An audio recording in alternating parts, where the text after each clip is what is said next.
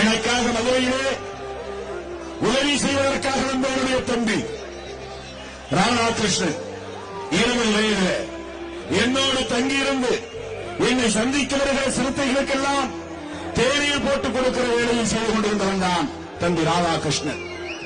அவன் களத்தில் பணியாற்றிக் கொண்டிருந்த போது விபத்திலே மாண்டு போனான்.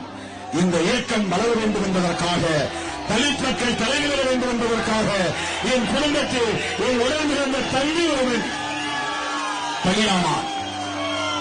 அந்த நேரத்தில் நான் தான் இறந்துவிட்டேன் என்று என் பெற்றோர் தலையை அடித்துக் கொண்டு பூமியிலே புரண்டு அழுதார்கள். மதுரைக்கு போனான். அரசு ஊழியராக பணியாற்றிக் கொண்டிருந்தவன் சாதி வெறியர்களால் படுகொலை செய்யப்பட்டு விட்டான். திருமாவளவரை யாரோ கொன்றுவிட்டார்கள். திருமாவளவன் செத்துப் போய்விட்டான் என்றுதான் என் தந்தைக்கும் தாய்க்கும் தகவல் போனது.